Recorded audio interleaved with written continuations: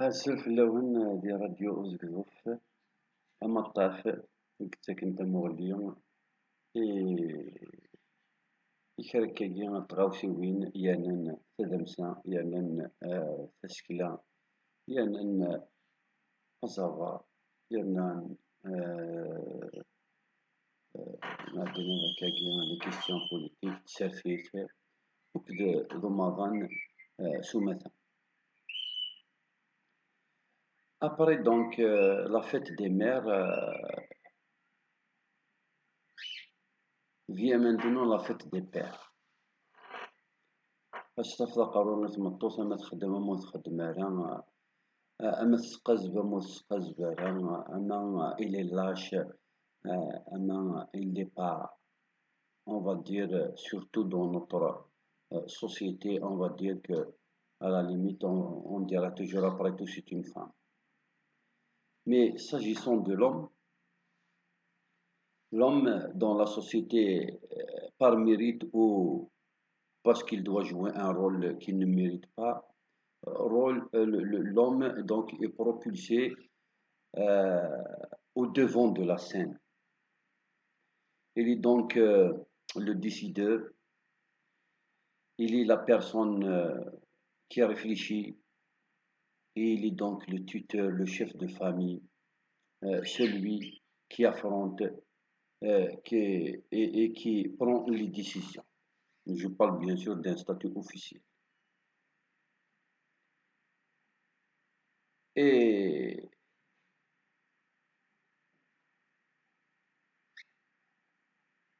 dans une société où rien ne va, l'homme automatiquement est indexé d'être responsable de ce manquement au devoir. Qu'il soit père ou qu'il soit célibataire endurci, ou qu'il soit même signé, et que là donc le rouleau de sa vie soit fini, et qu'il gratte des jours en attendant le fatidique moment du départ. Il reste toujours l'homme qui endossera la responsabilité, toute la responsabilité de tout ce qui arrive autour de lui, que ce soit à lui ou aux siens. Et quand je dis aux siens dans notre société, c'est-à-dire la famille et tous ceux qui portent son nom et tous ceux qui lui sont affiliés. Puisque la société patriarcale est construite un peu comme ça. On est d'abord enfant, donc le mâle, zkar, et puis on devient homme. On est déjà sur le plan de devoir marié, même si on ne l'est pas, et puis on est marié, donc on doit assumer toute la responsabilité de tous ceux qui sont sous notre tutelle, épouse, enfants. Et bien entendu, une fois les enfants sont mariés, nous sommes donc grands-pères et nous sommes responsables de tous ceux qui sont dans notre affiliation. Et c'est toute une généalogie. L'homme dans notre pays, c'est un choix qui s'impose très tôt dans sa vie. Ou bien tu es lâche et tu réussis et tout te sourit et toutes les portes s'ouvrent à toi parce que justement tu acceptes de courber l'échine et d'accepter qu'on te piétine, qu'on te commande et qu'on te gouverne, directement ou indirectement, etc. Ça dépend. Ou alors que tu sois un brave, une personne qui a ses propres principes et qui ne voudrait pas faire des concessions, Et là, tu es obligé de moisir, de te retrouver à la touche et de vivre selon les aléas des circonstances et des conditionnements. Tu seras obligé de fuir pour ne pas être escamoté par le poids de toutes ces injustices et toutes ces calomnies et toutes ces dissensions qui se produiront à côté, autour, au-dessous et au-dessus de toi. La fête du Père est donc quelque chose de très difficile, voire même impossible. Fêter la fête de l'homme, donc la fête du Père, est quasiment impossible dans un monde où le Père, le vrai, l'homme qui a des principes, n'a même pas le temps de prendre un moment pour se rendre compte qu'il est citoyen, qu'il est réellement un élément agissant, décideur de sa propre vie. Parce que dans la réalité, au travail, l'homme est dominé par un responsable souvent incompétent, qui est le fruit d'une cooptation et qui donc le commande et lui fait faire des choses qui, sans doute, vont à l'encontre du bon sens, à l'encontre de l'intérêt du principe. Ça dépend du domaine où il travaille. Et puis, surtout, l'homme se retrouve à faire une sale besogne, à savoir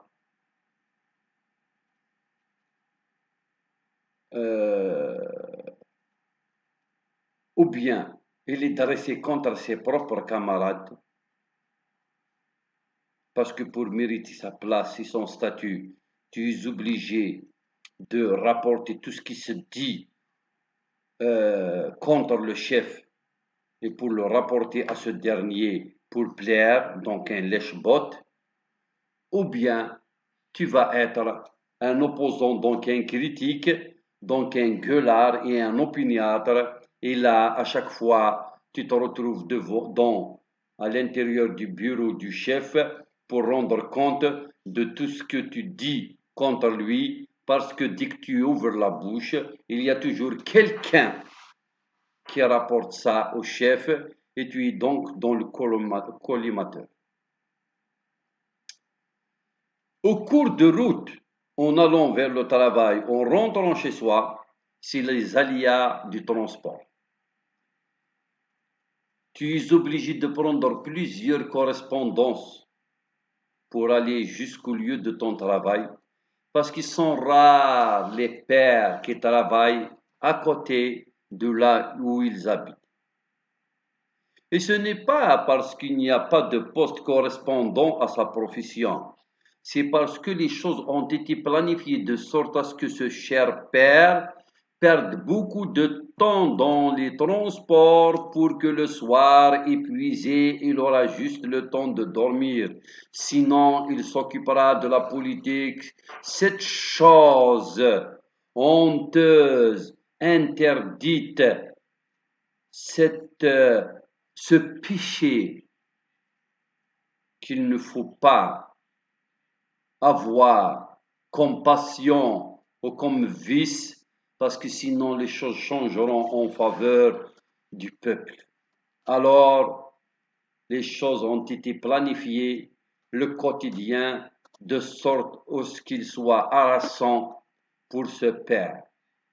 Alors, on retrouve le père se lever très tôt le matin, sortir, faire 2-3 kilomètres à pied, pour ensuite prendre un moyen de transport, voire 2, 3, 4 correspondances, pour atteindre son lieu de travail presque épuisé. Le père, c'est aussi cette personne qui se prive du petit déjeuner pour économiser. Il se contentera d'un simple café noir pour le tonus et plus ou moins se réveiller d'une nuit qu'il a peut-être pas complètement consommée, c'est-à-dire qu'il n'a pas eu ses 8 heures de sommeil réglementaire pour qu'il puisse récupérer de la veille.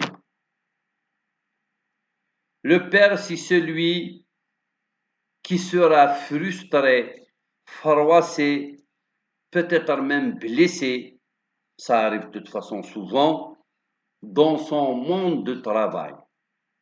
Parce qu'il y a toujours de mauvaises surprises à cause de l'irresponsabilité du chef, à cause de l'incompétence et parce que justement, comme on dit dans le film, un à l'équipe. Et on se retrouve pour un milliard de raisons dans le monde du travail. De toute façon, il n'y a que ça, les mauvaises surprises, les accointances qui nous réservent que de mauvaises choses et qui font que le quotidien pèse, ne serait-ce que sur le plan moral. C'est vrai qu'on est dans un pays où l'économie, on ne sait plus comment la définir. Donc, c'est pas que ça travaille, on n'est pas au Japon, mais on ne travaille pas et en même temps, ceux qui sont censés nous payer nous le font payer justement euh, en, en, en nous offrant une grille de salaire pitoyable.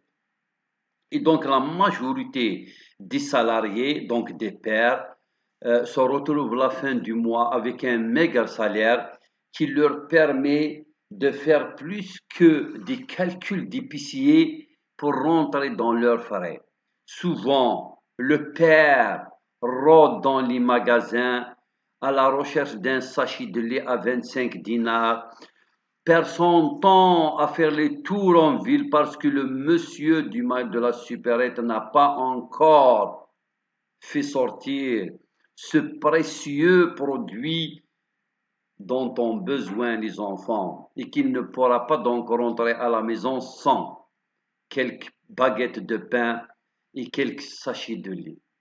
Parce que le père, même s'il est fonctionnaire, même s'il est à un mois de sa retraite, qu'il est donc au plus haut échelle de sa grille, en termes d'échelon, en termes de salaire, il ne pourra pas s'offrir le lait donc de qualité, puisqu'il y a plusieurs sortes. On aurait pu à la limite ne pas attendre, du moins ce qu'on appelle communément la classe moyenne. On n'était pas obligé d'être touché par la crise du lait. Et pourtant, si ce n'est les éléments de l'oligarchie, tout le monde est à la recherche de ce sachet de lait qui dure depuis des années et des années.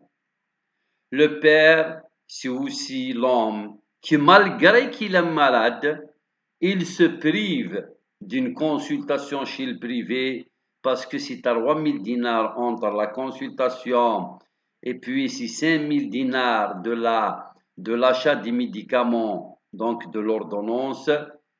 Euh, il préfère prendre son mal en patience et consacrer cette somme qu'il se promet pourtant, vu le mal qui le ronge de l'intérieur, une maladie qui s'avérerait plus grave, préjudiciable, et tous les médecins lui diront quelques années plus tard, si tu avais consulté avant, tu aurais évité cette tumeur. Le père savait que le mal était grand, mais il ne pouvait pas, parce que dans notre pays, ou bien le pharmacien te vole, parce qu'on ne sait jamais les prix réels des médicaments. Tu lui donnes ta carte de remboursement, celle qu'on appelle la carte Shifa, comme si la carte elle-même promettait la guérison.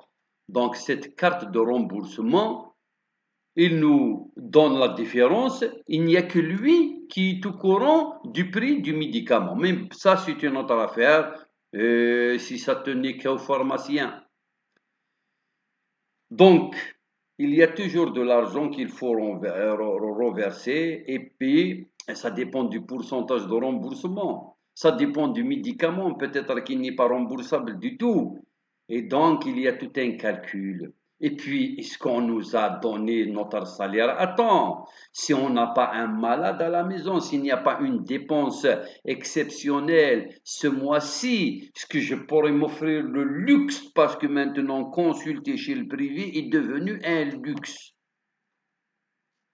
Le père, c'est aussi cette personne qui, une fois arrivée le soir, exténué sans doute, parce que le chef ne te lâche jamais après t'avoir pressé comme un citron et après avoir pris l'essentiel de ce que tu as, c'est quelques calories d'énergie que tu as dans ton corps et puis ce bon état d'esprit que tu as vu ce matin.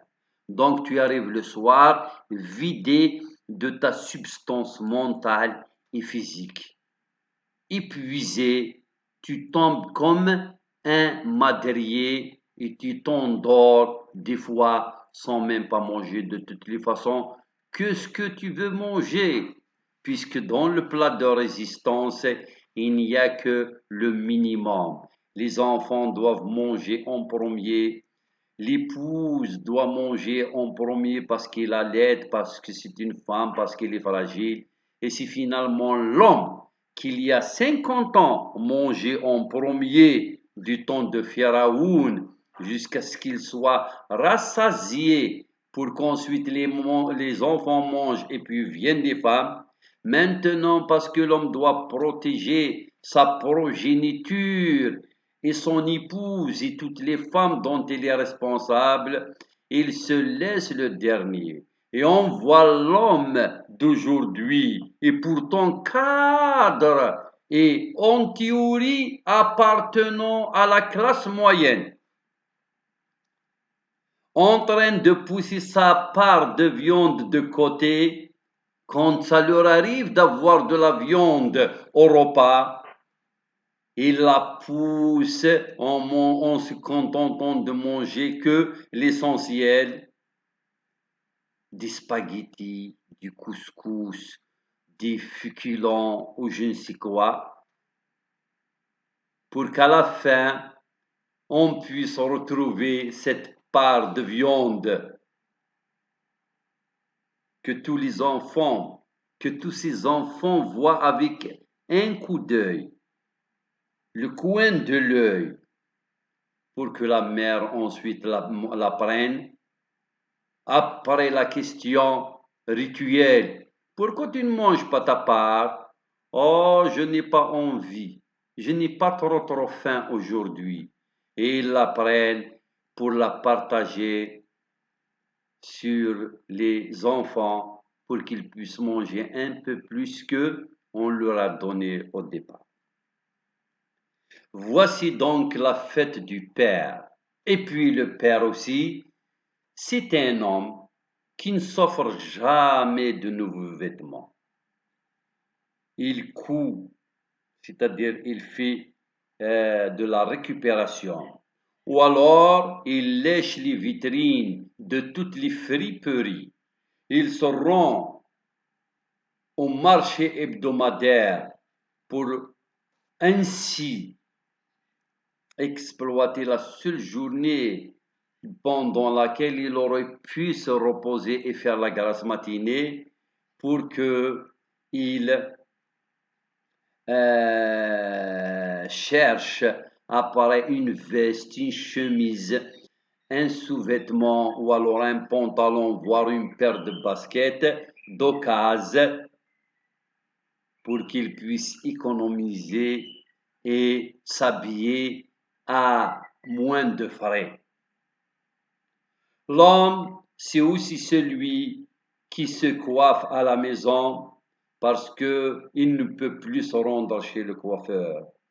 La fête de l'homme, c'est aussi ce mauvais sang quotidien imposé par une épouse toujours exigeante et puis un voisinage, la grande famille, le village, le quartier, le monde associatif qui nous exige d'assumer ses devoirs de bons citoyens.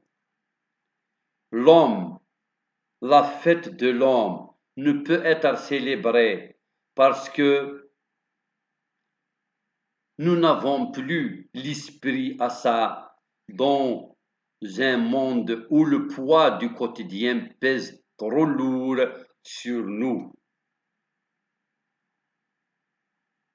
Et on nous dit, nous allons fêter la fête de l'homme.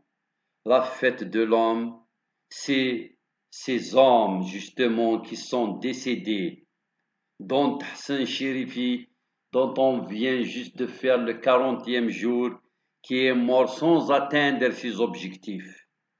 Il est parti parce qu'il a vécu humble et engagé, fier et pareil à lui-même.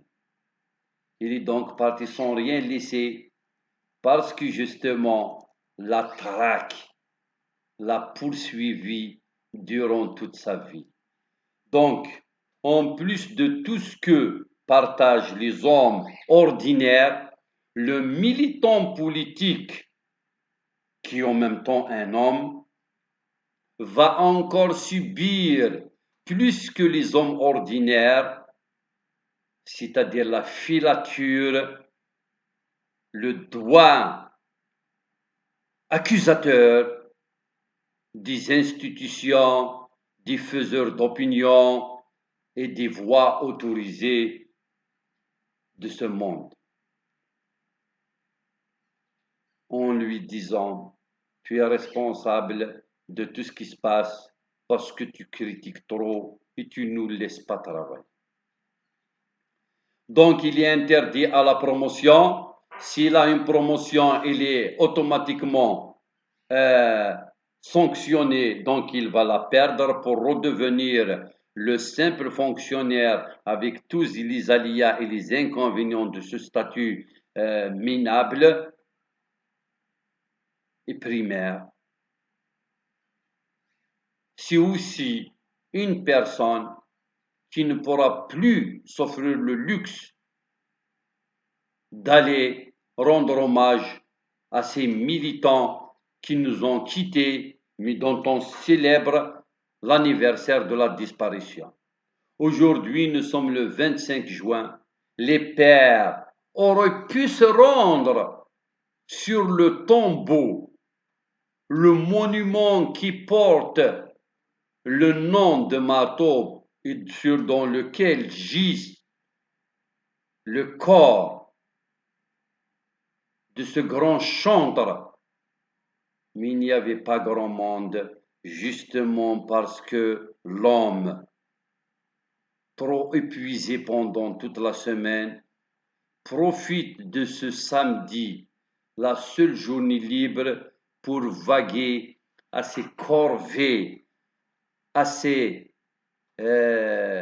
devoirs contraignants qu'impose la société. Il faut aller voir celui-là, il faut aller rendre visite à celle-là, il faut aller donc s'acquérir de la santé de l'autre, etc. Et c'est vrai que le père ne peut pas se partager pour venir et assumer tous ses devoirs. Et en termes de priorité, socialement, ou alors la convention sociale oblige, il vaut mieux commencer par la famille, ou alors être vraiment un militant engagé et affronter tout le monde. Je n'ai plus de famille, je n'ai plus d'enfants, je n'ai plus de village. Moi, la cause passe en priorité. Ils sont très rares, une poignée de personnes qui sont prêts à aller pour se recueillir sur la tombe de rebelles à l'occasion du 24e année de sa disparition, au lieu d'aller au champ, d'aller chez la famille, de bricoler à la maison et d'assumer tout simplement son statut de père, de géniteur, de frère, de cousin, de voisin, etc. Alors, le mouvement associatif pour venir en aide aux malades ou alors faire partie d'une association caritative de quartier, c'est vraiment un luxe auquel les gens ne pensent plus. D'ailleurs, nous avons de très mal euh, quand on assiste comme ça à des assemblées générales. Si ce n'est les membres qui viennent parce que l'association leur profite. D'ailleurs, c'est le cas de beaucoup de présidents d'associations. Ils la créent pour finalement consommer, bien sûr, indirectement, tout en prétextant, tout en justifiant qu'ils sont en excursion, qu'ils sont en train d'organiser ceci, cela, au profit de ce. Mais réellement, ils ont créé, eux, leurs frères, les membres de leur famille et leurs amis, l'association pour en profiter. Et puis, on arrive à la question nodale. Pourquoi, avec tout ce quotidien, ce dur métier d'être algérien, surtout quand on est un mazir, un mazir qui assume son amazirité. C'est la cerise sur le gâteau pour ceux qui se nourrissent de l'argent du pétrole pour mater et chasser le Kabyle et le Amazir là où il est, parce que telle est la quête, Christine le chanteur. Telle est la quête de tout oligarque qui se respecte. Et leurs, bien sûr, sbires qui sont très bien entretenus par les caisses noires, et qui sont à la recherche du Kabyle qui assume sa kabilité et de l'Amazir qui assume son amazirité et qui milite pour la démocratie et les droits de l'homme.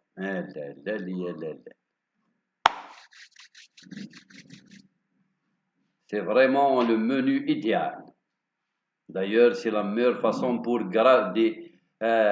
plutôt gagner des échelons et monter et réussir sa carrière professionnelle. Donc, cette réalité amère qui fait de nous des personnes désabusées, désappointées, désespérées, déprimées et puis angoissées tout le long de la journée, pourquoi nous ne manifestons pas ce désespoir, cette mal-vie? Les uns et les autres, devant la panne syndicale, devant la panne politique, c'est-à-dire partisane, devant le désengagement et la trahison de tous ceux qui sont censés défendre les masses populaires, à commencer par les ligues des droits de l'homme, les syndicats, les commissions paritaires, la justice quand on se plaint et qu'on critique, ou alors qu'on essaye d'apporter notre plainte auprès des tribunaux et toute cette bureaucratie, tous ces engrenage dans lesquels nous nous retrouvons, l'homme se retrouve seul, donc finit par perdre espoir d'un combat collectif et se résigne à mener un combat individuel. ou alors à tirer son épingle du jeu en essayant au moins d'apporter un petit plus à son quotidien, du moins du côté financier. En faisant quoi? En ajoutant d'autres tâches, d'autres petits boulots par-ci par-là pour avoir 2 3 salaires qui finalement finiront par lui donner la fin du mois un salaire global de ces 3 4 emplois, donc de sa profession officielle chez le public par exemple, on va dire un enseignant. Il ajoute 2 3 boulots chez des particuliers, une pépinière, un exploitant agricole, un vendeur, que ce soit un magasin, fruits et légumes, ou alors livreur, chauffeur, gardien de nuit. Il va essayer des cours de soutien. Il va essayer donc, s'il a un autre métier comme la maçonnerie, plâtrier ou alors peintre, il pourra aussi enchaîner ces petits boulots pour que le 30 du mois, il pourra faire rentrer par-ci par-là, en plus de son salaire chez l'État, quelque chose avec quoi il fera face à ce quotidien qui s'annonce très difficile pour ceux qui sont censés faire partie de la classe moyenne et qui sont appelés officiellement les cadres de l'État et les futurs et l'avenir de l'Algérie. Parce que quand un enseignant a 35 ans, 40 ans, à 50 ans, il peut être ministre. Enfin, du moins en Angleterre, dans les pays scandinaves, maintenant même dans les pays qui étaient pour nous les références et qui sont jusqu'à maintenant des partis, des pays plutôt, non, des partenaires, comme par exemple l'Orient, euh, eh bien, sont maintenant devant nous avec des dizaines et des dizaines d'années d'avance, hein, des longueurs d'avance par rapport à ça. Et nous sommes à la traîne, et c'est ce qui fait, devant le désespoir généralisé, cette apocalypse des Darwa, le travailleur, le papa, le père, l'homme, se retrouve obligé de voir où grignoter. Sinon, il aurait à ramasser les poubelles ou alors tout simplement à attendre jusqu'à ce que tous ceux qui pourront lui remplir la marmite, c'est-à-dire le commerçant, le boulanger, le pâtissier, que ce soit dans le marché à légumes ou à fruits, il attendra à ce que on passe au solde, c'est-à-dire quand, au lieu de jeter sa marchandise, on la solde, parce que selon, même si tous les commerçants montent, mais selon le commerçant, il l'a acheté trop cher pour pouvoir l'offrir au carrousel rouge. Et pourtant, dans un état de décomposition avancé, il la solde. Il y aura toujours quelqu'un qui accepterait de l'acheter à moitié prix, voire même avec juste la somme avec laquelle le commerçant l'avait acheté. Lui, il aurait récupéré son argent. Le papa va donc ramener presque une pourriture à ses enfants pour qu'ils deviennent malades. Mais au moins, ainsi, il aurait eu conscience tranquille parce que ce jour-là, il aurait offert un dessert à ses enfants. Donc, la fête du Père n'a rien d'une fête, c'est plutôt un cauchemar perpétuel au quotidien parce que justement, rien de tous ceux qui sont censés défendre l'employé, le papa, le père de famille, tous ces services qui sont pourtant payés pour veiller au bien-être de la famille. Parce que la famille, c'est d'abord le bien-être du papa, le chef de famille, qui garantit l'harmonie et la symbiose familiale.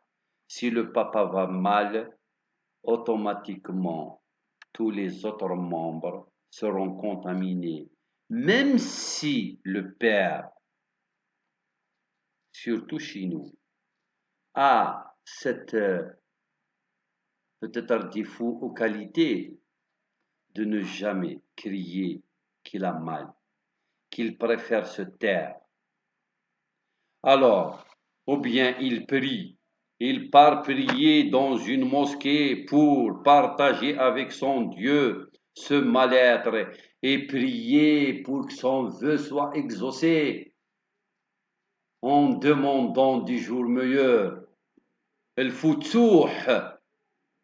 Ou alors il se rend dans un bar pour noyer son chagrin dans une bouteille de vin et en se disant ainsi au moins j'aurai une nuit plus ou moins douce parce que je serai ivre mort et je vais oublier le temps d'une nuit, le temps d'un sommeil, les problèmes de la vie et le noir qui s'annonce devant moi parce qu'il voit les enfants grandir et les exigences et les demandes et les sollicitudes se multiplier et il sait pertinemment qu'il ne pourra pas faire face qu'un jour ou l'autre il cédera.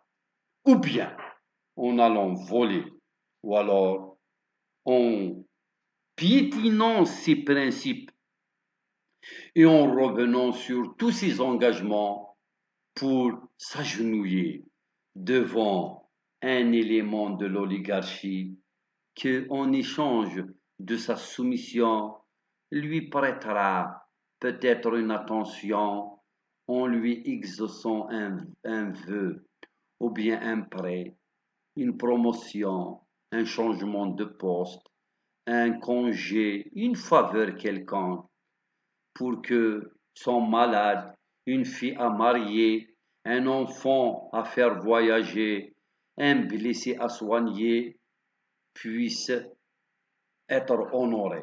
Parce que le Père, c'est d'abord, surtout chez nous, c'est d'abord et avant tout des devoirs à honorer. Alors, question de Darwa, c'est vraiment une chimère, quelque chose auquel on n'en pense plus parce que كنت قانوزي أو تتافلي مديت في مصر. Et c'est vrai. On ne pense que à comment éviter quelques devoirs qu'on considère comme étant inutiles, qui ne sont plus de leur temps, qui font plus mal que rendre service à l'harmonie d'une société. Alors, question de Darwa, il faudrait donc en rêver encore, parce que ce n'est pas demain la veille. حسنت الميرتن ونعطيكم الصحة غنوغدا نولي تيستواتنا